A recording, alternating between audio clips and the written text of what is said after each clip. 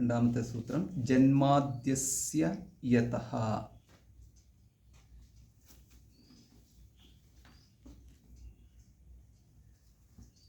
അസ്യ ജഗതഃ ജന്മാദി യതഃ.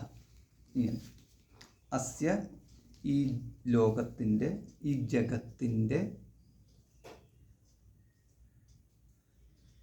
ജന്മ തുടങ്ങിയവ എന്തിൽ നിന്നാണോ, യതഃ എന്തിൽ നിന്ന്, അതായത് ജഗത്തിൻ്റെ ജന്മാദികൾക്ക് ബ്രഹ്മം കാരണമാകുന്നു. അങ്ങനെ ഈ ജന്മാദി കാരണത്വം എന്ന ലക്ഷണത്താൽ ലക്ഷ്യമാക്കപ്പെടുവാൻ യോഗ്യമാകുന്നു ബ്രഹ്മ എന്ന്.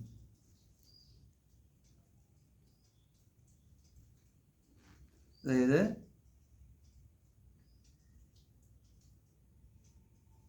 ജന്മാദി എന്ന വാക്ക്, ഈ ജന്മാദി എന്ന് പറയുന്ന വാക്ക് ബഹുവ്രീഹി സമാസമാണ്.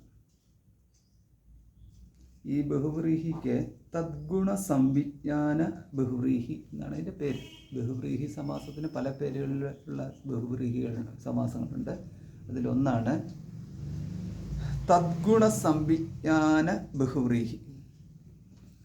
ഈ തദ്ഗുണ സംവിജ്ഞാന ബഹുവ്രീഹി എന്ന് പറഞ്ഞു കഴിഞ്ഞാൽ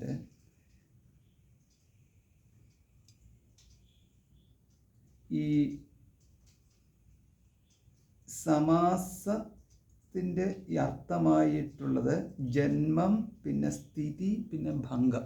ഈ മൂന്നും ഉണ്ട് അതിനകത്ത്. ജന്മ, സ്ഥിതി, ഭംഗം.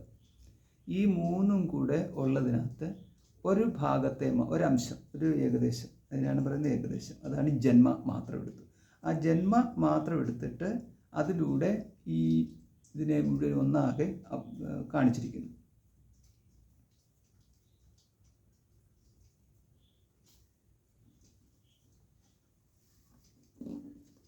എന്ന് പറഞ്ഞു കഴിഞ്ഞാൽ, ഇപ്പോൾ ഉദാഹരണത്തിന് പറഞ്ഞു കഴിഞ്ഞാൽ, ഇപ്പോൾ ഒറ്റക്കൊമ്പൻ എന്ന് പറയുമ്പോൾ ആ കൊമ്പ് ആ ആനയുടെ ഭാഗമാണ്. അപ്പോൾ അത് കാണിച്ചുകൊണ്ട് ഒറ്റക്കൊമ്പനെ നോക്കൂ എന്ന് പറഞ്ഞു കഴിയുമ്പോൾ ഈ തദ്ഗുണ, അപ്പോൾ ഒറ്റക്കൊമ്പൻ എന്ന് പറഞ്ഞു കഴിഞ്ഞാൽ ആനയാണ് ഉദ്ദേശിക്കുന്നത്, ഒരു കൊമ്പല്ല ഉദ്ദേശിക്കുന്നത്. അപ്പോൾ എന്ന് പറഞ്ഞ മാതിരി, പക്ഷേ ആ ആനയുടെ ഭാഗമായിട്ട് തന്നെ ആ കൊമ്പുണ്ട് തന്നെ. ഇനി അതേപോലെ തന്നെ മറ്റൊരു വാക്കെടുക്കാം. ശ്വേതാശ്വൻ എന്ന് പറഞ്ഞൊരു ഒരു വാക്കെന്ന് വിചാരിച്ചു. ശ്വേത അശ്വത്തോട് കൂടിയവൻ, വെളുത്ത കുതിരയോട് കൂടിയവൻ എന്നാണ് അതിനർത്ഥം. അപ്പോൾ ശ്വേതാശ്വൻ എന്ന് പറയുമ്പോൾ ശ്വേതം, അശ്വം, ഈ രണ്ട് വാക്കുണ്ട് നമുക്ക്. വെളുത്ത കുതിര, അപ്പം വെളുത്ത കുതിരക്കാരൻ എന്ന് പറഞ്ഞു കഴിഞ്ഞാൽ കുതിരയോട് കൂടിയവൻ എന്നർത്ഥം. എന്ന് പറഞ്ഞു കഴിഞ്ഞാൽ ഈ വെള്ളക്കുതിര ഇയാളിൻ്റെ ഭാഗമല്ല. വെളുത്ത കുതിരയുള്ളവൻ വരട്ടെ എന്ന് പറയുമ്പോൾ അത് മാറി. ഒറ്റക്കൊമ്പൻ വരട്ടെ എന്ന് പറഞ്ഞു കഴിഞ്ഞാൽ ഒരു കൊമ്പ് ഉള്ളവൻ, ഒരു കൊമ്പുള്ള ആന ഏതൊരുവനുണ്ടോ അവൻ വരട്ടെ എന്നല്ല, പകരം ഒറ്റക്കൊമ്പൻ എന്ന് പറഞ്ഞാൽ ആനെ തന്നെയാണ് ഉദ്ദേശിക്കുന്നത്. അപ്പോൾ ഇതിനകത്ത് ഈ ഒറ്റക്കൊമ്പൻ എന്ന് പറഞ്ഞിരിക്കുന്നത് ആ ബഹുവ്രീഹി സമാസമാണ്, തദ്ഗുണ സംവിജ്ഞാന ബഹുവ്രീഹി സമാസം. ഇനി ശ്വേതാശ്വൻ എന്ന് പറഞ്ഞിടത്താണ് അതദ്ഗുണ സംവിജ്ഞാന ബഹുവ്രീഹി സമാസം. ഇതാണ് തദ്ഗുണമല്ലാത്തത്, തദ്ഗുണം അതിലില്ലാത്തത് എന്നർത്ഥം. അപ്പോൾ ഇങ്ങനെയാണ് ഇതിൻ്റെ ഈ സമാസം നമ്മൾ മനസ്സിലാക്കിയെടുക്കുന്നത്. അപ്പോൾ ഇതിനകത്ത് നമുക്ക് ഈ ജന്മാദി എന്ന് പറഞ്ഞുകൊണ്ട് എന്താണ് ഉദ്ദേശിക്കുന്നത്? ജന്മ, സ്ഥിതി, പിന്നെ ലയം അഥവാ നാശം.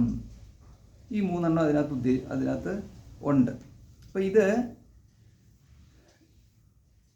ബ്രഹ്മജിജ്ഞാസയുടെ ഭാഗമായിട്ട് ബ്രഹ്മ എന്താണെന്നുള്ളതിൻ്റെ ജിജ്ഞാസ വന്നല്ലോ. അപ്പോൾ ആ ജിജ്ഞാസായോഗ്യമായിട്ടുള്ള ബ്രഹ്മത്തിൻ്റെ ലക്ഷണം എന്താകുന്നു? അപ്പോൾ എന്തിനെക്കുറിച്ചെങ്കിലും ഒന്ന് പറയുമ്പോൾ അത് ഇന്ന തരത്തിലായിരിക്കണം എന്ന് പറഞ്ഞിട്ട് ഇതിന് നമ്മൾ അതിൻ്റെ ലക്ഷണം പറയണം. അപ്പോൾ ആ ലക്ഷണം രണ്ട് വിധത്തിലുണ്ട്. ഒന്നതിൻ്റെ സ്വരൂപ ലക്ഷണം പറയാം, രണ്ടാമത്തേതിൻ്റെ തടസ്ഥ ലക്ഷണം എന്ന് പറയും. സ്വരൂപ ലക്ഷണം എന്ന് പറഞ്ഞു കഴിഞ്ഞാൽ അതിൽ തന്നെയുള്ള ലക്ഷണം. തടസ്ഥ ലക്ഷണം എന്ന് പറഞ്ഞു കഴിഞ്ഞാൽ ഈ ലക്ഷണം വെച്ചുകൊണ്ട് ഇതിൽ നിന്നും അന്യമായിട്ടുള്ള മറ്റൊന്നിനെ കാണുന്നു. ഇതിനെയാണ് തടസ്ഥ ലക്ഷണം എന്ന് പറയുന്നത്. അപ്പോൾ ഈ രണ്ടു തരം ലക്ഷണമുണ്ട്.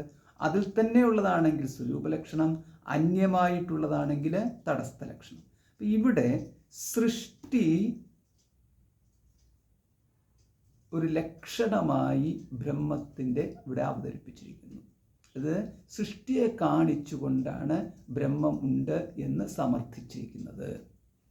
അതുകൊണ്ടാണ് സൃഷ്ടി ഉള്ളതിനാൽ ബ്രഹ്മമുണ്ട്, ഇങ്ങനെയാണ് അത് പോയിരിക്കുന്നത്. അതാണ് തടസ്ഥ ലക്ഷണം എന്ന് പറയുന്നത്. പക്ഷേ ഡയറക്റ്റായിട്ട് അങ്ങനെയല്ലല്ലോ പറഞ്ഞിരിക്കുന്നത്. എങ്ങനെയാണ് പറഞ്ഞിരിക്കുന്നത്? സൃഷ്ടിയുടെ, അതായത് ജഗത്തിൻ്റെ, അസ്യ ജഗത്തിൻ്റെ ജന്മ യതഃ എന്തിൽ നിന്നാണോ എന്ന്. ജഗത്തിൻ്റെ ജന്മം എന്തിൽ നിന്നാണോ അതാണ് ബ്രഹ്മം, അങ്ങനെയാണ് പറഞ്ഞിരിക്കുന്നത്. അപ്പോൾ അതിൻ്റെ അർത്ഥം ഈ ജഗത്ത് ഉത്പത്തിയോട് കൂടിയതാകുന്നു. ഇവിടെ ഈ ജഗത്തിനെ കുറിച്ചുള്ള സൃഷ്ടി ആരംഭത്തിൻ്റെ എങ്ങനെയൊക്കെയാണെന്നുള്ളതിൻ്റെ ഒരുപാട് വിശകലനങ്ങളൊക്കെ വരുന്നുണ്ട്. അതവിടെ നിൽക്കട്ടെ. അപ്പോൾ ജന്മ, പിന്നുള്ളത് സ്ഥിതി. ഈ ജഗത്ത് എന്തിനാൽ സ്ഥിതി ചെയ്യുന്നു, എന്താണ് അതിൻ്റെ സപ്പോർട്ട് എന്ന് പറയുന്നത്. മൂന്നാമത്തേതാണ് ഈ ജഗത്തിൻ്റെ നാശം. ഈ നാശം എന്തിലേക്ക് നശിക്കുന്നു, ശൂന്യത്തിലേക്ക് നശിക്കുന്നുവോ, ഇങ്ങനെയൊക്കെയുള്ള ചോദ്യം ഉണ്ടല്ലോ. അപ്പോൾ അതിനുള്ള സമാധാനമാണ് ബ്രഹ്മത്തിൽ നിന്ന്. ബ്രഹ്മമാണ് ജഗത്തിൻ്റെ ഉത്പത്തിക്ക് കാരണമായത്, ബ്രഹ്മത്താലാണ് ജഗത്ത് നിലനിൽക്കുന്നത്, ബ്രഹ്മത്തിലേക്കാണ് ജഗത്തെ തിരിച്ചു ലയിക്കുന്നത്. അപ്പോൾ ഇവിടെ നമുക്ക് ഈ സൂത്രം കൊണ്ട് എന്താണ് ശരിക്കും ഉദ്ദേശിക്കുന്നത്? ഈ സൂത്രം കൊണ്ട് ഇവിടെ ഉദ്ദേശിക്കുന്നത്, കഴിഞ്ഞ സൂത്രത്തിൽ അഥാതോ ബ്രഹ്മജിജ്ഞാസ എന്ന് പറഞ്ഞല്ലോ. അപ്പം അഥാതോ ബ്രഹ്മജിജ്ഞാസ എന്ന് പറഞ്ഞിടത്ത് ജിജ്ഞാസായോഗ്യമാണ് ബ്രഹ്മം എന്ന് പറഞ്ഞു. അതായത് അറിയുവാൻ ആഗ്രഹിക്കൽ, അതാണ് ജിജ്ഞാസ. അപ്പം അറിയുവാൻ ആഗ്രഹിക്കുന്നതായിട്ട് ബ്രഹ്മത്തെ അവതരിപ്പിക്കുമ്പോൾ എന്തിനറിയണം? അതാണ് നമ്മുടെ ഒരാവശ്യം, ഒരു പ്രയോജനം ഉണ്ടെങ്കിലല്ലേ അറിയേണ്ടതുള്ളൂ. ഒരു പ്രയോജനമില്ലാത്ത കാര്യങ്ങൾ അറിയേണ്ടതില്ലല്ലോ. പ്രയോജനം എന്താണ്? പ്രയോജനം മോക്ഷമാണ് എന്ന് സമർത്ഥിച്ചു. ബ്രഹ്മത്തെ അറിയുന്നവൻ മുക്തനാകുന്നു. ബ്രഹ്മവിദാപ്നോതി പരം. ബ്രഹ്മത്തെ അറിയുന്നവൻ പരത്തെ പ്രാപിക്കുന്നു. അപ്പോൾ അതാണ് ഇതിൻ്റെ ഫലം. അപ്പം ജിജ്ഞാസ, ബ്രഹ്മത്തെ അറിയുവാൻ വേണ്ടിയിട്ടുള്ള ആഗ്രഹം ഒരുവന് എന്തിനാൽ ഉണ്ടാകുന്നു? പരത്തെ പ്രാപിക്കാനുള്ള ആഗ്രഹമായിട്ടുള്ള മോക്ഷത്തിൻ്റെ ഇച്ഛയുള്ളത് കൊണ്ടാണ് അവന് ബ്രഹ്മത്തെ അറിയുവാനുള്ള ആഗ്രഹം ഉണ്ടാകുന്നത്.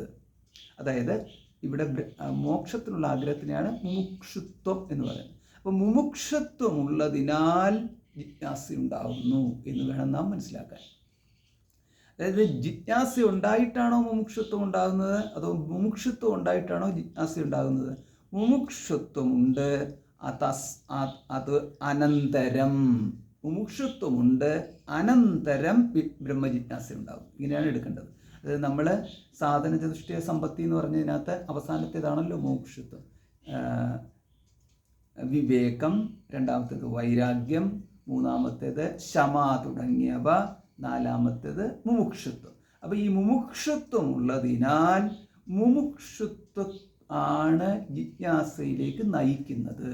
മുമുക്ഷുവാണ്, മോക്ഷ ഇച്ഛിക്കുന്നവനാണ് മുമുക്ഷു. അപ്പം മോക്ഷം എന്തിനാൽ സാധ്യം എന്നുള്ളത് ചോദ്യം ഉണ്ടാകുമ്പോൾ ആ ചോദ്യം കൊണ്ട് എത്താൻ സാധ്യതയുള്ള 3 മേഖലയാണ്. ഒന്ന്, കർമ്മം കൊണ്ട് മോക്ഷം ലഭിക്കുമോ? ആ കർമ്മം 2 തരത്തിലുണ്ട്. ഒന്ന് ലൗകികമായ കർമ്മം, 2 വൈദികമായ കർമ്മം. അപ്പോൾ ഈ 2 വിധത്തിലുള്ള കർമ്മം കൊണ്ടും മോക്ഷം ലഭിക്കുമോ? ചോദ്യം 1. രണ്ടാമത്തെ ചോദ്യം, കർമ്മമല്ലാതെ വിശേഷകരമായ ഉപാസനകൾ കൊണ്ട് മോക്ഷം ലഭിക്കുമോ? അപ്പോൾ അങ്ങനെയുള്ള ഉപാസനകൾ എന്ന് പറഞ്ഞാൽ വിശിഷ്ട ദേവതകളെ വെച്ചുകൊണ്ട് ഉപാസിക്കുക, സാമാന്യ ദേവതകളെ വെച്ചുകൊണ്ട് ഉപാസിക്കുക. പിന്നെ അതല്ല എന്നുണ്ടെങ്കിൽ സങ്കല്പം, ഓരോരോ ദേവതാ സങ്കല്പം ഉണ്ടാക്കിയിട്ട് ആ ദേവതാ സങ്കല്പങ്ങളെ ഉപാസിക്കുക. അത് ദേവത എന്ന് പറഞ്ഞാൽ ദേശവിശിഷ്ടമായ ദേവതകൾ, കാലവിശിഷ്ടമായ ദേവതകൾ, കുടുംബവിശിഷ്ടമായ ദേവതകൾ എന്നൊക്കെ പറയാം. അതായത് ഒരു കുടുംബത്തിൻ്റെ മാത്രമായിട്ടുള്ളൊരു ദേവത. ഇതാണ് ദേവത എന്ന് പറഞ്ഞ് മരിച്ചുപോയ ഒരാൾ, ഒരപ്പൂപ്പൻ, മരിച്ചുപോയ ഒരപ്പൂപ്പൻ. ഇപ്പോൾ ഉടനെ തന്നെ അങ്ങനെയാണ് അപ്പൂപ്പൻ ദൈവം എന്ന് പറഞ്ഞുകൊണ്ട് ഉടൻ തന്നെ ഒരു ഇത്. അപ്പം നമ്മൾ ഈ മലബാറിലേക്കൊക്കെ പോയി കഴിഞ്ഞാൽ തെയ്യങ്ങളൊക്കെ ഒരുപാടുണ്ട്. അപ്പോൾ ഈ തെയ്യങ്ങളൊക്കെ എന്ന് പറയുന്നത് ഓരോരോ ദൈവിക സങ്കല്പത്തിലാണ്. അപ്പോൾ ഇങ്ങനെയൊക്കെ ഉള്ളത്. അപ്പോൾ ഇതൊക്കെയാണ് ഈ ഉപാസന എന്ന് പറയുന്നത്. രണ്ടാമത്തേത് അപ്പോൾ ഉപാസനയാൽ മുക്തി സാധ്യമാണോ? അപ്പോൾ കർമ്മത്താൽ മുക്തി സാധ്യമാണെങ്കിൽ കർമ്മം ചെയ്താൽ മതി, ജിജ്ഞാസ, ബ്രഹ്മജിജ്ഞാസയുടെ ആവശ്യമില്ല. ഉപാസനയാൽ മുക്തി സാധ്യമാണെന്നുണ്ടെങ്കിൽ ഉപാസന ചെയ്താൽ മതി, ബ്രഹ്മജിജ്ഞാസയുടെ ആവശ്യമില്ല. അപ്പോൾ മുക്തി ഇത് രണ്ടിനാലും സാധ്യമല്ലാതെ വരുമ്പോൾ ബ്രഹ്മപ്രാപ്തിയാൽ മുക്തി എന്നുള്ളതിലേക്ക് എത്തണമെന്നുണ്ടെങ്കിൽ ആ ബ്രഹ്മം കർമ്മത്താലും ഉപാസനയാലും പ്രാപിക്കാൻ സാധ്യമല്ലാത്ത ബ്രഹ്മത്തെ പ്രാപിച്ചുകൊണ്ട് വേണം മുക്തി ലഭിക്കാൻ എന്ന അറിവിലേക്ക്, എന്ന ധാരണയിലേക്ക്, അല്ലെങ്കിൽ എന്ന യുക്തിയിലൂടെ അടുത്ത ഘട്ടത്തിലേക്ക് കടക്കുന്നു. അവിടെയാണ് ജ്ഞാനത്തിലൂടെ. ജിജ്ഞാസ എന്ന് പറയുന്നത് അറിയാനുള്ള ആഗ്രഹമാണ്. അറിയാനുള്ള ആഗ്രഹത്തിൻ്റെ പൂർത്തീകരണം എന്ന് പറയുന്നത് അറിവാണ്. അപ്പോൾ അറിവിലൂടെ മുക്തി എന്നതിലേക്ക് എത്തുന്നു. അപ്പം നമുക്ക് കർമ്മം കൊണ്ടുള്ള മുക്തി എന്നുള്ളതിനെ തള്ളിക്കളഞ്ഞു, ഉപാസനകൾ കൊണ്ടുള്ള മുക്തി എന്നുള്ളതിനെയും തള്ളിക്കളഞ്ഞു, അറിവിലൂടെ മുക്തി എന്നുള്ളതിനെ സ്വീകരിക്കുന്നു. അങ്ങനെ ആണ് ജിജ്ഞാസ എന്ന് പറയുന്നതിൻ്റെ ആരംഭം, അല്ലെങ്കിൽ ജിജ്ഞാസയിലേക്ക് എത്തുന്നത്. ജിജ്ഞാസ അതിനാൽ ആരംഭിക്കണമെന്നില്ല, ജിജ്ഞാസ ഉള്ളത് കൊണ്ടാണ് പിന്നീട് ശാസ്ത്രത്തിലേക്ക് പോകുന്നത്. അപ്പം അങ്ങനെ ജിജ്ഞാസ എത്തി. അപ്പം ആ ജിജ്ഞാസ എത്തിക്കഴിഞ്ഞാൽ എന്തിന്മേലുള്ള ജിജ്ഞാസ എന്നുള്ളതായിരുന്നു അടുത്ത ചോദ്യം. അപ്പോഴാണ് പറയുന്നത് ബ്രഹ്മണഃ ജിജ്ഞാസ എന്നത്. അവിടെ കർമ്മണി ഷഷ്ടി എന്നുള്ളത് നമ്മൾ കണ്ടു. അതായത് ശേഷഷഷ്ടി എന്നും കർമ്മണ ഷഷ്ടി എന്നുള്ളതിനകത്ത് കർമ്മണി ഷഷ്ടിയാണ് അവിടെ ഉപയോഗിച്ചിരിക്കുന്നത്. അത് ബ്രഹ്മത്തിൻ്റെ ജിജ്ഞാസയാണ് ബ്രഹ്മജിജ്ഞാസ എന്ന് പറയുന്നത്. അതായത് ജിജ്ഞാസയുടെ ഒബ്ജക്റ്റ് ഓഫ് ജിജ്ഞാസ എന്നുള്ളതാണ് വസ്തു. ഏതിന്മേൽ എന്നുള്ളതിന് ഉത്തരമാണ് ബ്രഹ്മത്തിന്മേൽ ജിജ്ഞാസ. ഇനിയിപ്പോൾ അടുത്ത ചോദ്യം എന്ന് പറയുന്നത്, ആ ബ്രഹ്മം ജിജ്ഞാസയ്ക്ക് യോഗ്യമായിട്ടുള്ള ബ്രഹ്മം ഏത് വിധ ലക്ഷണത്തോടു കൂടിയതാകുന്നു. അപ്പോൾ അവിടെയാണ് ഇപ്പം നമ്മൾ ഒന്നിനെ അറിയണമെങ്കിൽ ആ അറിവ് നമ്മളെ പ്രകാശിപ്പിക്കുന്ന എന്തെങ്കിലും ലക്ഷണം ഉണ്ടായിരിക്കണം. അപ്പോൾ ആ ലക്ഷണമാണ് ഇവിടെ പറയുന്നത്. 2 തരം ലക്ഷണത്തോടു കൂടിയിട്ടാണ് ബ്രഹ്മത്തെ ശാസ്ത്രത്തിൽ അവതരിപ്പിച്ചിരിക്കുന്നത്. 1 സ്വരൂപലക്ഷണം, 2 തടസ്ഥ ലക്ഷണം. അപ്പം തടസ്ഥ ലക്ഷണം ആണ് ഇവിടെ ഇപ്പോൾ ഈ സൂത്രത്തിൽ നൽകിയിരിക്കുന്നത്, ജന്മാദ്യസ്യതഃ. അപ്പം ഇവിടെ നമുക്ക് അടുത്തൊരു ചോദ്യം വരുന്നത്, ഈ ബ്രഹ്മജ്ഞാനം നൽകാനാണോ ബ്രഹ്മസൂത്രം, അതോ ഉപനിഷത്തുക്കളിൽ പറഞ്ഞിരിക്കുന്നത് മുക്തിക്കുള്ള ഉപായമായ ബ്രഹ്മജ്ഞാനമാണ് എന്നത് സ്ഥാപിക്കാനാണോ ബ്രഹ്മസൂത്രം? അപ്പം ബ്രഹ്മസൂത്രം മുക്തിക്കുള്ള ഉപായം ബ്രഹ്മജ്ഞാനമാണ് എന്നത് സ്ഥാപിക്കാൻ വേണ്ടിയിട്ടുള്ളതാണ് ബ്രഹ്മസൂത്രം. അതുകൊണ്ട് ഈ ജന്മാദ്യസ്യതഃ എന്ന് പറഞ്ഞിരിക്കുന്നത് ഏത് ഉപനിഷത്തിലെ ഏത് വാക്യത്തിനെയാണ് എന്ന് നമ്മളിവിടെ പരിശോധിക്കണം. അപ്പോൾ ഇവിടുത്തെ വിഷയം എന്ന് പറയുന്നത് ഏതാണ്? വിഷയം എന്ന് പറയുന്നത് തൈത്തിരീയ ഉപനിഷത്തിനകത്തെ ഈ മന്ത്രം, യതോ വാ ഇമാനി ഭൂതാനി ജായന്തെ യേന ജാതാനി ജീവന്തി യത് പ്രയന്തി അഭിസംവിശന്തി തദ് വിജിജ്ഞാസസ്വ തദ് ബ്രഹ്മേതി. അപ്പോൾ ഇതിനകത്ത് നോക്കിക്കേ, ഭൃഗുവും വാരുണിയും തമ്മിലുള്ള സംവാദമാണ്. അപ്പോൾ അവിടെ ഭൃഗുർ വൈ വാരുണിഹി, വരുണൻ്റെ പുത്രനായ വാരുണി എന്ന പേരോടുകൂടിയ ഭൃഗു വരുണനായ വരുണം പിതരം ഉപസസാര, പിതാവായ വരുണനെ സമീപിച്ചിട്ട് പറഞ്ഞു, അധീഹി ഭഗവോ ബ്രഹ്മേതി, ഭഗവ അല്ലയോ ഭഗവാനെ, അധീഹി ബ്രഹ്മ. അപ്പം ഭഗവാൻ എന്നുള്ളത്, അപ്പം പിതാവിനെ ഭഗവാൻ എന്ന് വിളിക്കുന്നു, മാതാവിനെയും ഭഗവാൻ എന്ന് വിളിക്കുന്നു, ഭഗവതി എന്നാണ് വിളിക്കുക. ഭഗവാൻ എന്ന് പറഞ്ഞു കഴിഞ്ഞാൽ സാധ്യമാണോ? സാധ്യമാണ്. ഇനിയും ഗുരുവിനെ ആണോ? സാധ്യമാണ്.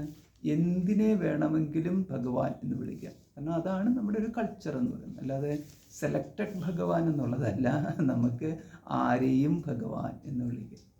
അത് ഒരു കൾച്ചറിൻ്റെ ഭാഗമാണ്. ഭഗവാൻ ഐശ്വര്യമുള്ളവൻ എന്നാണ്, പിന്നെ സമ്പത്തുള്ളവനെയും ഭഗവാൻ എന്ന് വിളിക്കാം. എല്ലാം എന്തെല്ലാം ജീവനുണ്ടെങ്കിൽ ഭഗവാനെ, ജീവനില്ലെങ്കിലും ഭഗവാനാണ്. അപ്പോൾ അതുകൊണ്ട് ഈ ഭഗവാൻ എന്നൊക്കെയുള്ള വാക്കുകളിൽ ലിമിറ്റഡ് ബുദ്ധിയിലൊന്നിനൊന്നും കാണരുത്. അധീഹി ഭഗവോ ബ്രഹ്മേതി. അതുകൊണ്ട് പിതാവിനെ പുത്രന് ഭഗവാൻ എന്ന് വിളിക്കാം എന്ന് സാരം. ഏത് പിതാവിനെയും ഏത് പുത്രനും ഭഗവാൻ എന്ന് വിളിക്കാം. അപ്പോൾ അതൊരു സാധാരണ ഒരു പ്രയോഗം മാത്രമാണ് നമ്മുടെ ഈ സംസ്കാരത്തിൽ. അധീഹി ഭഗവോ ബ്രഹ്മേതി, അല്ലയോ ഭഗവാനെ ബ്രഹ്മത്തെ ഉപദേശിച്ചാലും. അപ്പം ഈ ഒരു ചോദ്യം ഒരു അഭ്യർത്ഥനയാണ്. ഈ അഭ്യർത്ഥന ഇവിടെ നമുക്ക് കാണാം. അധീഹി എന്ന് പറഞ്ഞു കഴിഞ്ഞാൽ ഉപദേശിച്ചാലും പഠിപ്പിച്ചാലും എന്ന്. അപ്പോൾ അവിടെ നമുക്ക് കാണാം ജിജ്ഞാസ, അതായത് അറിയുവാനുള്ള ആഗ്രഹമാണ് അവിടെ പ്രകടിപ്പിച്ചിരിക്കുന്നത്. അപ്പോൾ അറിയുവാനുള്ള ആഗ്രഹം പ്രകടിപ്പിച്ചു എന്ന് പറഞ്ഞാൽ ജിജ്ഞാസ കാണിച്ചു. ആര്? ഭൃഗു, വാരുണി എന്ന് അറിയപ്പെടുന്ന ഭൃഗു ജിജ്ഞാസ അവിടെ പ്രകടമാക്കി. അപ്പം ജിജ്ഞാസ പ്രകടമാക്കിയപ്പോൾ അവിടെ കൊടുത്തിരിക്കുന്ന ഉപദേശം ഇതാണ്: യതോ വാ ഇമാനി ഭൂതാനി ജായന്തെ, യതഃ ഇമാനി ഭൂതാനി വാ ജായന്തെ,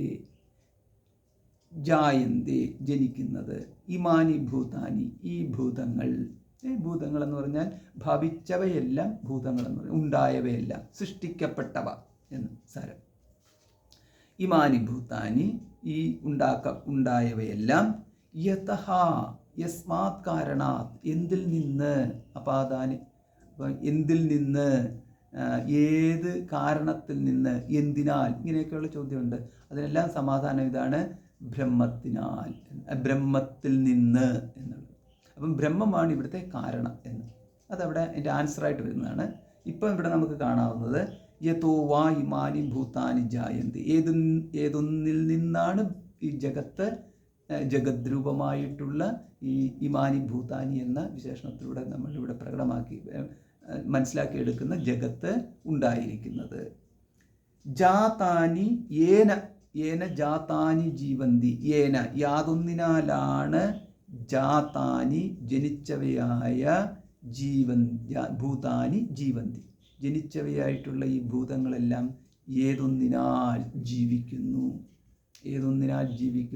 നമ്മൾക്ക് തോന്നുന്നു അന്നത്താൽ ജീവിക്കുന്നു, അല്ല. അപ്പോൾ അവിടെ പ്രാണനാൽ ജീവിക്കുന്നു, അല്ല. ഇങ്ങനെ പോകും. ഓരോന്നിനെയും നമ്മളവിടെ എടുത്ത് നോക്കി പരിശോധിച്ചതിന് ശേഷം അവസാനം പറയുന്നു ബ്രഹ്മത്തിനാൽ തന്നെയാണ് ഈ ഭൂതങ്ങളെല്ലാം ഇവിടെ ജീവിക്കുന്നത്. യത് പ്രയന്തി അഭിസംവിശന്തി, സംവേശിക്കുക, പ്രവേശിക്കുക. സംവിശന്തി പ്രവേശന്തി രണ്ടും ഒരേ ഇത് തന്നെ. വിഷാണ് ധാതു, പ്രവേശിക്കുക എന്നർത്ഥം. സംവിശന്തി സമ്യക്, ഏതൊന്നിലേക്ക് ഈ ജീവജാലങ്ങളെല്ലാം അല്ലെങ്കിൽ ഭൂതങ്ങളെല്ലാം തന്നെ തിരിച്ചു ലയിക്കുന്നു. അപ്പോൾ അതാണ് യത് പ്രയന്തി. യസ്മിൻ ലയം പ്രാപ്നോതി എന്ന്. ഏതൊന്നിലേക്ക് ലയിച്ചു ചേരുന്നു എന്ന്. അത് എവിടെ നിന്ന് വന്നോ അതിൽ തന്നെ ലയിച്ചു ചേരുന്നു എന്ന്. അപ്പോൾ ഇതിനെയാണ് നമ്മൾ പറയുന്നത് ജന്മ, സ്ഥിതി, ഭംഗം. ഈ മൂന്നെണ്ണം വന്നു. അല്ലെങ്കിൽ ലയം, അല്ലെങ്കിൽ നാശം എന്നൊക്കെയൊക്കെയുള്ള പറഞ്ഞു. പക്ഷേ അവിടെ ജസ്റ്റ് ഇതിലേക്ക് ലയമാണ് സംഭവിക്കുന്നത്. അതിലേക്ക് തന്നെ തിരിച്ചു ചേരുന്നു എന്നർത്ഥം.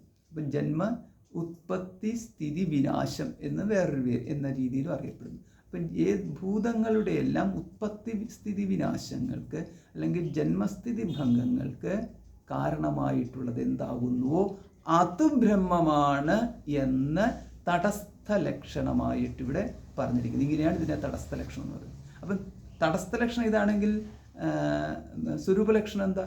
സത്യം, ജ്ഞാനം, അനന്തം ബ്രഹ്മ എന്നുള്ളത് സ്വരൂപലക്ഷണം. ബ്രഹ്മം സത്യമാണ്, ജ്ഞാനമാണ്, അനന്തമാണ്. അതതിൻ്റെ സ്വരൂപലക്ഷണവുമാണ്. ഇപ്പം തടസ്ഥ ലക്ഷണം എന്തുകൊണ്ടാണ് തടസ്ഥ ലക്ഷണം നമുക്കിവിടെ ബ്രഹ്മജ്ഞാനത്തിൻ്റെ ഉപായമായിട്ട് നൽകിയിരിക്കുന്നത്? കാരണം നമുക്ക് തടസ്ഥ ലക്ഷണം ബ്രഹ്മജ്ഞാനത്തിൻ്റെ ഉപായമായിട്ട് നൽകിയിരിക്കുന്നതിലൂടെ നമുക്ക് ബ്രഹ്മത്തിൻ്റെ അസ്തിത്വം ജഗത്തിനെ കണ്ടുകൊണ്ട് തന്നെ സ്ഥാപിക്കപ്പെട്ടിരിക്കുന്നു എന്ന് മനസ്സിലാക്കാം. ബ്രഹ്മത്തിൻ്റെ അസ്തിത്വം ജഗത്തിനെ നിരസിച്ചിട്ടാണോ കാണേണ്ടത്, അതോ ജഗത്തുള്ളപ്പോൾ തന്നെ കാണാൻ പറ്റും? അപ്പം ജഗത്തുള്ളപ്പോൾ തന്നെ ബ്രഹ്മത്തിൻ്റെ അസ്തിത്വം കാണണമെന്നുണ്ടെങ്കിൽ തടസ്ഥ ലക്ഷണത്തിലൂടെയാണ് സാധ്യമാകുന്നത്. അതായത് ജഗത്തുണ്ട്, അതിനാൽ ബ്രഹ്മമുണ്ട്, ഇങ്ങനെയാണ്. അതായത് ഈ ബ്രഹ്മമില്ല, ഉള്ളത് ജഗത്താണ് എന്ന് പറഞ്ഞുകൊണ്ട് ഒരുവൻ വരികയാണെങ്കിൽ അവർക്ക് കൊടുക്കുന്ന മറുപടിയാണ് ജഗത്തുണ്ട്, അതിനാൽ ബ്രഹ്മമുണ്ട് എന്ന്. അതാണ് എൻ്റെ മറുപടി. എന്തുകൊണ്ട്? തടസ്ഥ ലക്ഷണത്തിലൂടെ. അതായത് ജഗത്തുണ്ടായത് ബ്രഹ്മത്തിൽ നിന്നാണ് എന്നതുകൊണ്ട്. അപ്പോൾ ഇപ്രകാരം തിരിച്ച് അതിൻ്റെ പറഞ്ഞു കഴിയുമ്പോഴത്തേക്ക് അതിൻ്റെ മറുപടിയായി. ഇനിയിപ്പം ഇതാണ് ഈ ശാസ്ത്രം നമുക്ക് തൈത്തിരീയോപനിഷത്തിനകത്ത് ഇങ്ങനെയാണ് ഇത് അവതരിപ്പിക്കുന്നത്. ഇനിയിപ്പോൾ ഇതിൻ്റെ അങ്ങനെ അവതരിപ്പിച്ച ശേഷം എവിടെയാണ് ആ ഉപദേശം അവസാനിക്കുന്നത്? ആനന്താത് ദേവഖൽ വിമാനി ഭൂതാനി ജായന്തേ ആനന്താത് ഏവ ഖലു ഇമാനി ഭൂതാനി ജായന്തേ. ആനന്ദത്തിൽ നിന്നാണ് ഈ ഭൂതങ്ങളെല്ലാം ഉണ്ടാവുന്നത്. ആനന്ദേന ജാതാനി ജീവന്തി. ആനന്ദത്താലാണ് ഈ ഭൂതങ്ങളെല്ലാം ജീവിക്കുന്നത്, നിലനിൽക്കുന്നത്. ആനന്ദം പ്രയന്തി അഭിസംവിശന്തി. ആനന്ദം പ്രയന്തി, ആനന്ദത്തിലേക്ക് പോകുന്നു. അഭിസംവിശന്തി, അതിൽ പ്രവേശിക്കുന്നു. അപ്പം ആനന്ദത്തിൽ നിന്നുണ്ടായി ആനന്ദത്താൽ നിന്ന് ആനന്ദത്തിൽ ലയിക്കുന്നവരാകുന്നു ഭൂതജാലങ്ങൾ എന്ന്. അങ്ങനെ ഈ ഉപദേശം ആനന്ദത്തിൽ അവസാനിപ്പിക്കുന്നു. അപ്പോൾ എന്തിൽ നിന്നുണ്ടായി? ആനന്ദത്തിൽ നിന്നുണ്ടായി. എന്തിനാൽ നിലനിൽക്കുന്നു? ആനന്ദത്താൽ നിലനിൽക്കുന്നു. എന്തിൽ ലയിക്കുന്നു? ആനന്ദത്തിൽ ലയിക്കുന്നു. ആനന്ദം ബ്രഹ്മ എന്ന് ബ്രഹ്മത്തിന് നിർവചനവുമുണ്ട്. ആനന്ദം ബ്രഹ്മ. ഇപ്രകാരം ആനന്ദം ബ്രഹ്മ എന്ന നിർവചനം നമുക്ക് മറ്റൊരു ഭാഗത്ത് കാണാൻ സാധിക്കും. ആ ബ്രഹ്മം ആനന്ദമാണ് എന്ന് അവിടെ നിർവചിച്ചു കഴിയുമ്പോൾ ആ ആനന്ദത്തെ അതിനെ ഈ സൃഷ്ടിസ്ഥിതി സംഹാരങ്ങളുമായിട്ട് ചേർത്തുകൊണ്ട് ആനന്ദത്തിൽ നിന്നാണ് ഉണ്ടാകുന്നത് എന്നുള്ള രീതിയിൽ ഇതിനെ അവതരിപ്പിച്ചിരിക്കുന്നു. അപ്പോൾ ഇങ്ങനെ വരുമ്പോഴാണ് ഇതിനെ തടസ്ഥ ലക്ഷണം എന്ന് പറയുന്നത്. ഇത് തൈത്തിരീയോപനിഷത്ത് 3:6 മന്ത്രമാണ്.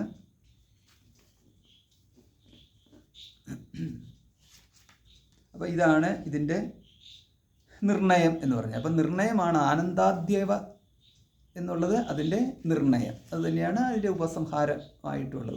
ഉപസംഹാരത്തിൽ യഥോവ ഇമാനിയുടെ ആദ്യത്തേതിൻ്റെ ഉപക്രമവും അവസാനത്തേത് അതിൻ്റെ ഉപസംഹാരവുമായിട്ട് വരുമ്പോൾ അതിൻ്റെ നിർണയം എന്ന് പറയുന്നത് ആനന്ദത്തിൽ നിന്നാണ് ഇതെല്ലാം ഉണ്ടാകുന്നത്. അപ്പോൾ ഇപ്രകാരം നമുക്ക് തടസ്ഥ ലക്ഷണത്തിലൂടെ ബ്രഹ്മത്തിൻ്റെ അസ്തിത്വം സ്ഥാപിക്കപ്പെട്ടിരിക്കുന്നു.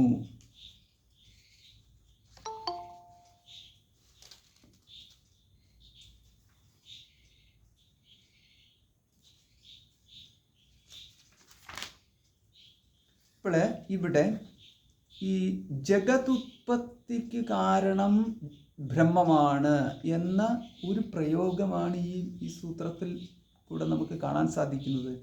അങ്ങനെ വരുമ്പോൾ ഈ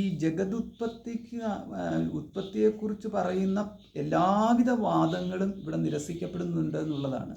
അതായത് ജഗതുത്പത്തി ഉണ്ടായത് പല ഈ അചേതനത്തിൽ നിന്നാണ്, ഇങ്ങനെയുള്ള സാങ്ക്യ സിദ്ധാന്തം കണങ്ങളിൽ നിന്നാണ് എന്നുള്ള രീതിയിലുള്ള വൈശേഷിക സിദ്ധാന്തം, ഇങ്ങനെയുള്ള പല പല സിദ്ധാന്തങ്ങളും ഇതിലൂടെ ഇവിടെ ഖണ്ഡിക്കപ്പെടുന്നുണ്ട് ഈ ഭാഗത്ത്. അപ്പോൾ അത് തൈത്തിരീയ 3:1 ആരംഭിക്കുന്നു എന്നുള്ളതാണ്.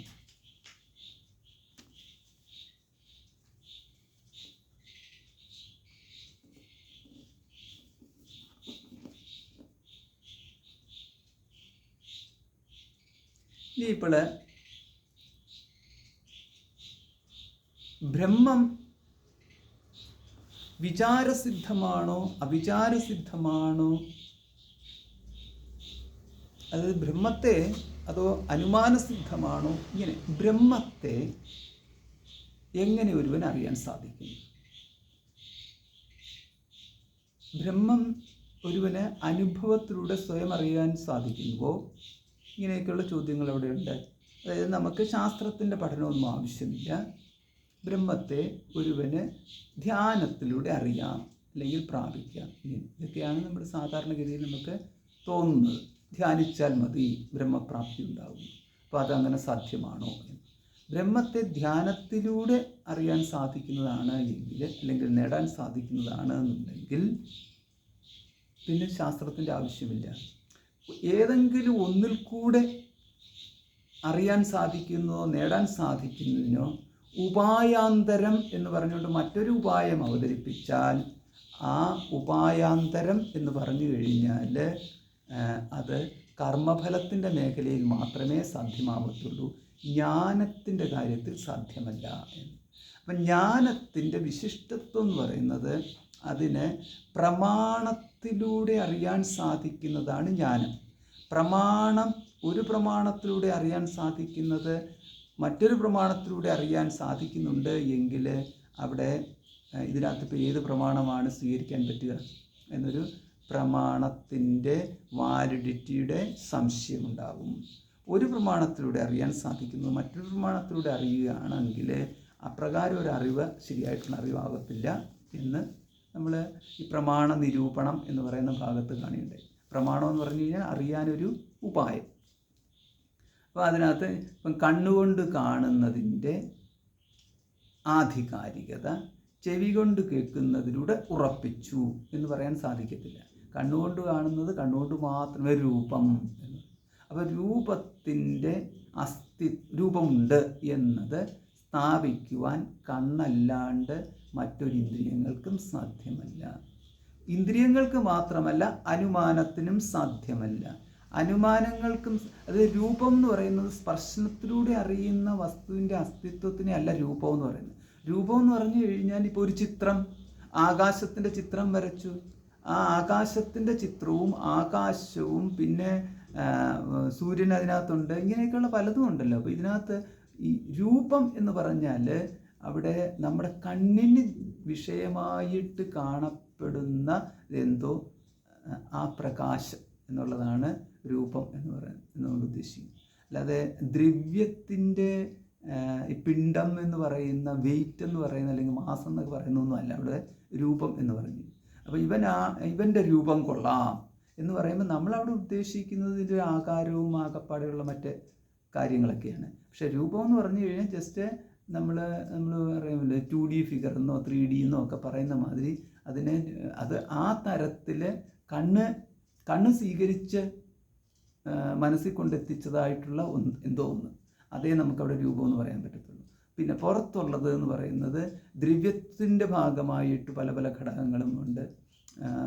കളറ് ദ്രവ്യത്തിൻ്റെ ഭാഗമാണോ അത് രൂപത്തിൻ്റെ ഭാഗമാണോ? രൂപത്തിൻ്റെ ഭാഗമായിട്ടാണ് കളർ നിൽക്കുന്നത്. ദ്രവ്യത്തിൻ്റെ ഭാഗമാണെന്നുണ്ടെങ്കിൽ ദ്രവ്യ രൂപാന്തരം വന്നു കഴിയുമ്പോഴത്തേക്കും കളറൊക്കെ മാറും. ഇങ്ങനെ പല പല കാരണങ്ങളോടെ കാര്യങ്ങളും അവിടെ നമുക്ക് കാണാൻ സാധിക്കുന്നു. ഇങ്ങനെ പലതുമുണ്ട്. അപ്പോൾ ഇതിനകത്ത് നമുക്ക് ഒരു ജ്ഞാനം ഒരു ഇന്ദ്രിയത്തിലൂടെ ലഭിച്ചാൽ മറ്റൊരു ഇന്ദ്രിയത്തിലൂടെ പ്രാപിക്കാൻ പറ്റാത്തത് കൊണ്ട് അവിടെ നമുക്ക് പറയാം ഒരു പ്രമാണത്തിലൂടെ നേടുന്ന അറിവ് മറ്റൊരു പ്രമാണത്തിലൂടെ സാധ്യമല്ല. അങ്ങനെ വരുമ്പോൾ പ്രത്യക്ഷ പ്രമാണം കൊണ്ട് നേടുന്ന അറിവ് ശാസ്ത്രപ്രമാണം കൊണ്ടും അതുതന്നെയാണ് നേടുന്നതെന്നുണ്ടെങ്കിൽ ശാസ്ത്രപ്രമാണത്തിൻ്റെ ആവശ്യമില്ല എന്ന്. ഇനി ഒരു പ്രമാണവും കൂടാതെ നമുക്ക് സ്വന്തം അന്ധക്കരണത്തിൽ ഉദിക്കുന്നതായിട്ടുള്ള ചില കാരണങ്ങൾ ചിലതുണ്ടല്ലോ. ഇപ്പോൾ അന്ധക്കരണത്തിൽ ഉദയിക്കുന്നതല്ലാതെ ഇപ്പം വിശപ്പ്, ദാഹം തുടങ്ങിയിട്ടുള്ള രീതിയിൽ ആ സ്വാനുഭവം എന്നുള്ള രീതിയിൽ നമ്മൾ പറയുമല്ലോ. അതിനെ പറയുന്നത് സാക്ഷി പ്രത്യക്ഷം എന്നാണ് ഇതൊക്കെ പറയുന്നത്. അങ്ങനെയൊക്കെയുള്ളതെല്ലാം പറയുന്നത് സാക്ഷി ആത്മ, സാക്ഷി ജീവ എന്നുള്ള അർത്ഥത്തിൽ. അപ്പോൾ അവനവൻ്റെ അറിവ്, അതാണ് വിശപ്പ്, ദാഹം തുടങ്ങിയിട്ടുള്ളത്. അപ്പം കോപം, അപ്പം എനിക്ക് കോപമുണ്ടെന്ന് ഇപ്പോൾ ആരാ പറയുന്നത്? കോപമുണ്ടെന്ന് ഞാൻ പറയുന്നു, മാത്രമേ കോപം എന്ന് പറയുന്നത്. അപ്പോൾ ഇതൊക്കെ എന്ന് പറയുന്നത് സാക്ഷിക്ക് അറിയാവുന്ന കാര്യമാണ്. ഇതാണ് അനുഭവം എന്ന് പറയുന്നത്, അവനവൻ്റെ അനുഭവത്തിൽ. അപ്പോൾ ഇപ്രകാരം, അപ്പോൾ അവിടെയാണ് ഇതിനെ പറയുന്നത് വികാരങ്ങൾ എന്ന് പറയുന്നത്. അത് ഏതിൻ്റെ വികാരമാണ്? മനസ്സിൻ്റെ വികാരങ്ങളാണ്. അപ്പം മനസ്സിൻ്റെ വികാരങ്ങളെ മനസ്സറിയുന്നു. ആ മനസ്സിൻ്റെ വികാരങ്ങളെ മനസ്സറിയുന്നു. അപ്പം മനസ്സ് അവിടെ ഈ സാക്ഷിയായിട്ട് സാക്ഷി എന്ന വണ്ണം, അതായത് ഭോക്താവ് എന്ന നിലയിലും കർത്താവ് എന്നുള്ള നിലയിലുമൊക്കെ അത് പ്രകടമാകുന്ന രീതിയിലൊക്കെ നമുക്ക് തോന്നും. പക്ഷേ എങ്കിൽ കൂടി അവിടെ ഭോക്താവായിട്ട് നിൽക്കുന്നത് ഈ സാക്ഷി എന്ന് പറയുന്നത് തന്നെയാണ്. സാക്ഷി പ്രത്യക്ഷം എന്നാണ് ഇതിനായിട്ട് നമുക്ക് സാക്ഷി എന്ന് പറയുന്ന അഹങ്കാരം എന്ന് പറയുന്ന അല്ലെങ്കിൽ ഭോക്ത എന്നൊക്കെ പറയുന്നതെല്ലാം അവിടെ എന്താണെന്ന് വ്യക്തമായിട്ട് തിരിച്ചറിയാൻ പറ്റാത്ത വണ്ണം അവിടെ അങ്ങനെ നിൽക്കുന്നു. അത് ചുരുക്കത്തിൽ നമുക്ക് പറയാം ഭോക്ത എന്ന് പറയാം. അപ്പോൾ ഇത് നമുക്ക് വിശപ്പും ദാഹവും എന്ന് പറയുമ്പം ഒരു സ്ട്രോങ്, മറ്റത് ഫീലിംഗ് ആണ്, വികാരം എന്ന് പറയുന്നതാണ്. ഇപ്പം വിശപ്പെന്ന് പറഞ്ഞു കഴിഞ്ഞാൽ നമുക്കൊരു വിശപ്പൊരു വികാരമാണ് എന്ന് ചിലടത്ത് പറയുന്നു, വിശപ്പ് ഒരു അനുഭവമാണ് എന്ന് പറയുന്നു. ദാഹം എന്ന് പറയുമ്പോൾ ഇപ്പം എങ്ങനെയാണ് പറയാൻ സാധിക്കുന്നത്? ഒരു ആവശ്യം, ശരീരത്തിന് വേണ്ടുന്ന ഒരു ആവശ്യം ശരീരിയെ അറിയിക്കലാണ് വിശപ്പും ദാഹവും. ഇതിനെ നമുക്ക് പറയാൻ പറ്റത്തുള്ളൂ. അപ്പോൾ ശരീരിയെ വിശപ്പിലൂടെ ദേഹത്തിൻ്റെ ഒരു ആവശ്യം അറിയിച്ചു, ദാഹത്തിലൂടെ ദേഹത്തിൻ്റെ ഒരു ആവശ്യം അറിയിച്ചു. ഓരോ വേദനയും അപ്രകാരം ആ ദേഹത്തിൻ്റെ ഒരു ആവശ്യം അവിടെ അറിയിക്കുകയാണ്. ആവശ്യം എന്ന് പറഞ്ഞു കഴിഞ്ഞാൽ ഒന്നുകിൽ അവിടെ നിന്ന് എഴുന്നേറ്റ് പോകുന്നതായിരിക്കും, അതല്ലെന്നുണ്ടെങ്കിൽ അവിടെ കിടക്കാനായിരിക്കും, എന്തെങ്കിലും ഒരു ആവശ്യം അത് കാണിക്കുന്നു എന്നുള്ളത്. എന്തോ ഒരു കുറവ് കാണിക്കുന്നു, അല്ലെങ്കിൽ എന്തിൻ്റെയോ കൂടുതൽ കാണിക്കുന്നു. ഒരു ശമനം വേണം, അഗ്നിയുണ്ട്, അഗ്നി ജ്വലിക്കുന്നു, ശമനം തായോ എന്നുള്ള രീതിയിൽ അത് അറിയിക്കുന്നു. അപ്പോൾ ഇങ്ങനെ ദേഹിയെ, ശരീരിയെ, അല്ലെങ്കിൽ കർത്താവിനെ, അല്ലെങ്കിൽ ഭോക്താവിനെ ഇങ്ങനെ അറിയിക്കുമ്പോൾ അതെല്ലാം അവിടെയാണ് ഒരു വ്യക്തിയുടെ അനുഭവം എന്ന രീതിയിൽ നമ്മളതിനെ കാണിക്കുന്നത്. അപ്പോൾ ഇങ്ങനെ ഉണ്ടാകുന്ന അനുഭവമാണോ ബ്രഹ്മാനുഭവം, വ്യക്തിഗതം? അപ്പോൾ അങ്ങനെ കിട്ടുമ്പോൾ നമുക്ക് പറയാം വ്യക്തിഗതമായ അനുഭവമാകുന്നു ബ്രഹ്മാനുഭവം. അങ്ങനെയാണെങ്കിൽ വ്യക്തിഗതമായ അനുഭവമാണ് ബ്രഹ്മാനുഭവം എന്നുണ്ടെങ്കിൽ അവിടെ ഏത് വ്യക്തിയാണ് ബ്രഹ്മാനുഭവത്തിന് യോഗ്യൻ എന്നുള്ള ചോദ്യം അതും അതിൻ്റെ കൂട്ടത്തിൽ വരും. പിന്നെ എല്ലാവർക്കും, മനുഷ്യർക്ക് മാത്രം, അല്ലെങ്കിൽ ദേവന്മാർക്ക് മാത്രം, അല്ലെങ്കിൽ മനുഷ്യരിലെ ഒരു കൂട്ടർക്ക് മാത്രം റിസർവ്ഡ്, ഇങ്ങനെയൊക്കെയുള്ള രീതിയിൽ വരും. അപ്പോൾ അങ്ങനെയൊക്കെ വന്നു കഴിയുമ്പോഴത്തേക്കും അത് നമ്മളെ ആകെപ്പാടെ ഈ കൺഫ്യൂഷനിലേക്ക് കൊണ്ടെത്തിക്കുക എന്ന് പറഞ്ഞു കഴിഞ്ഞാൽ അനുഭവമാണ് ബ്രഹ്മാനുഭവം എന്ന് പറയുന്നത് വ്യക്തിഗതമായ അനുഭവമാണെന്നുണ്ടെങ്കിൽ അതിനൊരു പ്രമാണം എന്നുണ്ട് എന്ന് പറയുക സാധ്യമല്ല. എല്ലാവർക്കും വിശപ്പുണ്ട്, അതിനാൽ എല്ലാവരുടെയും അനുഭവം, ജീവനുണ്ടെങ്കിൽ എല്ലാവരുടെയും അനുഭവമാകുന്നു വിശപ്പ് എന്ന് പറഞ്ഞുകൊണ്ട് നമുക്ക് അവിടെ ഒരു സാമാന്യ നിയമം കൊണ്ടുവരാം. അതേസമയം എല്ലാവർക്കും ഇതേമാതിരി ബ്രഹ്മാനുഭവം ഉണ്ടാകുകയാണ് എന്നുണ്ടെങ്കിൽ ബ്രഹ്മാനുഭവം എല്ലാവർക്കും ഉണ്ട് എന്ന് പറഞ്ഞിട്ട് ഒരു സാമാന്യ നിയമം കൊണ്ടുവരാം. ഇതിപ്പോൾ ഏത് നിയമം കൊണ്ടുവരാൻ പറ്റും? ബ്രഹ്മാനുഭവം ഉണ്ട്, ചിലർക്കുണ്ടാവും, ചിലർക്കുണ്ടാവത്തില്ല എന്ന് പറഞ്ഞു കഴിഞ്ഞാൽ അത് ആകസ്മികമായിട്ട് നടന്നു പോകുന്ന ഒരാളുടെ, ഈ ഇലവീഴ പുഞ്ചിറയിൽ കൂടെ നടക്കുന്ന ഒരാളുടെ തലയിൽ ചിലപ്പോൾ ഇടിവെട്ടി വെക്കാം എന്ന് പറയുന്ന മാതിരി. അപ്പോൾ ആകസ്മികമായിട്ട് ഒരു ഇടിവെട്ടൽ, ഒരു മിന്നൽ ഏക്കൽ എന്നതുപോലെ ആകസ്മികമായിട്ട് ചിലർക്ക് ബ്രഹ്മജ്ഞാനം ഉണ്ടാകും എന്ന് പറയുമ്പോൾ ആകസ്മികത എന്ന് പറയും. അപ്പം ബ്രഹ്മജ്ഞാനം കിട്ടുന്നത് ഒരു ആകസ്മികതയാണെന്നുണ്ടെങ്കിൽ മോക്ഷം എന്ന് പറഞ്ഞുകൊണ്ട് ഒരു നാലാമത്തെ പുരുഷാർത്ഥം വെക്കുന്നത് വ്യർത്ഥമായിട്ട് തീരും. അതായത് അനുഭവം എന്ന് പറഞ്ഞു കഴിഞ്ഞാൽ അതിനൊരു പ്രയോജനം ഉണ്ടായിരിക്കണം. ഭക്ഷണം വിശപ്പ് എന്ന് പറയുന്ന ഒരു അനുഭവമാണെങ്കിൽ ആ അനുഭവം അവിടെ പ്രയോജനമൊന്നും ഉണ്ടാക്കിക്കൊണ്ട് തരുന്നില്ല. അതൊരറിയിക്കലാണ് ചെയ്യുന്നത്, എന്തിന്? ദേഹത്തിന് ഭക്ഷണം ആവശ്യമുണ്ടെന്ന്. അപ്പോൾ അത് നമുക്കൊരു അനുഭവമാണ്, പക്ഷേ അത് ഒരു പുരുഷാർത്ഥ പ്രാപ്തി അല്ലത് കാണിക്കുന്നത്. പുരുഷാർത്ഥത്തിന് വേണ്ടിയിട്ട് ഒരു ആവശ്യകതയാണ് കാണിക്കുന്നത്. അതായത് പുരുഷാർത്ഥാവശ്യകത എന്ന് പറഞ്ഞു കഴിഞ്ഞാൽ അവിടെ കാമം എന്നുള്ളത് ആ വിഭാഗത്തിൽപ്പെടുത്താൻ പറ്റും. അതായത് ഭോജനം എന്ന ആവശ്യമുണ്ട് എന്നുള്ളത് കാമപൂർത്തീകരണമാണ്, അത് ആവശ്യമുണ്ടെന്നാണ് കാണിക്കുന്നത്. അപ്പോൾ അങ്ങനെ ഉള്ള ബ്രഹ്മ അനുഭവം എന്ന് പറയുന്നത് പുരുഷാർത്ഥത്തിൻ്റെ ഒരു ആവശ്യകതയെ കാണിക്കുന്ന തരത്തിലേക്ക് വന്നാൽ അത് പുരുഷാർത്ഥ പ്രാപ്തി കൊണ്ടുവരുന്ന ഒന്നാകത്തില്ല. അപ്പോൾ അതുകൊണ്ട് അത് അവരമാണ്, പരമല്ല എന്ന്. അപ്പം ചുരുക്കത്തിലെന്ന് പറഞ്ഞു കഴിഞ്ഞാൽ അത് സ്വീകാര്യമല്ല. ഇത് ജ്ഞാനം കൂടാതെയുള്ള അനുഭവമാണ് ബ്രഹ്മാനുഭവം എന്ന വാദം കൊണ്ടുവന്നാൽ ഈ മാതിരിയുള്ള ചെറിയ കാര്യങ്ങൾ നമുക്ക് അവിടെ അവരുമായിട്ട് ഡിസ്കഷൻ ഏർപ്പെടേണ്ടി വരും. അപ്പോൾ ഇങ്ങനെയൊക്കെ നോക്കിക്കഴിയുമ്പോൾ പിന്നെ നമുക്ക് ജ്ഞാനമാണ് ബ്രഹ്മത്തെ ഒരുവനിലേക്ക് അടുപ്പിക്കുന്നത് എങ്കിൽ, ജ്ഞാനത്തിലൂടെയാണ് ബ്രഹ്മപ്രാപ്തി എന്നുണ്ടെങ്കിൽ, ബ്രഹ്മജിജ്ഞാസ എന്ന പദത്തിലൂടെ അതാണ് ഉദ്ദേശിക്കുന്നതെന്നുണ്ടെങ്കിൽ, ബ്രഹ്മത്തെ അറിയുക മാത്രമാണ് ഉപായം എന്നുള്ളത് കണ്ടെത്താൻ സാധിക്കും. അതായത് ബ്രഹ്മത്തെ അനുഭവിക്കുക എന്ന് പറയുന്നതിനെ നമ്മളിവിടെ സ്വീകരിക്കുന്നില്ല, അറിയുക. അങ്ങനെ അറിയുക എന്ന് പറയുമ്പോഴാണ് അത് പ്രമാണത്തിലൂടെ അറിയാൻ വേണ്ടിയിട്ടുള്ളതിനെ എന്തിനെയാണോ അതിനെ പ്രമാണം എന്ന് പറയുന്നത്. അപ്പം പ്രമാണം തന്നെ വേണം. ആ പ്രമാണത്തിൽ നമ്മൾ പ്രമാണങ്ങളെല്ലാം പഠിച്ചതാണ്. പ്രത്യക്ഷ, അനുമാന, ഉപമാനം, അർത്ഥാപത്തി, അനുപലബ്ധി, ശബ്ദം, ഇങ്ങനെ പറഞ്ഞിട്ടുള്ള ഇത്രയും പ്രമാണങ്ങളുണ്ട്. ഇതിൽ ശബ്ദത്തിനെയാണ് ശാസ്ത്രം എന്ന് പറയുന്നത്. പ്രത്യക്ഷത്തിൽ ശബ്ദമുണ്ട്. ആ ശബ്ദം പഞ്ച ഇന്ദ്രിയങ്ങളുടെ ആ മേഖലയിൽപ്പെട്ടതാണ്. അതല്ല ശബ്ദം ഇവിടെ പറഞ്ഞിരിക്കുന്നത്. ശബ്ദം ശാസ്ത്രം. ആ ശാസ്ത്രത്തിൽ നമുക്കവിടെ പരോക്ഷ ശബ്ദ പ്രമാണം, അപരോക്ഷ ശബ്ദ പ്രമാണം എന്ന് പറഞ്ഞിട്ടുള്ള രണ്ട്. അതിൽ നമുക്ക് പരോക്ഷ ശബ്ദ പ്രമാണം വൈദിക കർമ്മങ്ങളുടെ മേഖലയിൽ, പുണ്യപ്രാപ്തി തുടങ്ങിയിട്ടുള്ള മേഖലയിലാണുള്ളത്. പിന്നുള്ളത് അപരോക്ഷ ശബ്ദ പ്രമാണം. ആ അപരോക്ഷ ശബ്ദ പ്രമാണം ആയിട്ടാണ് ഉപനിഷത്ത്, വേദാന്തോ നാമ ഉപനിഷത്ത് പ്രമാണം. അങ്ങനെ ഉപനിഷത്തുകളെ പ്രമാണമായിട്ട് സ്വീകരിക്കുന്നു.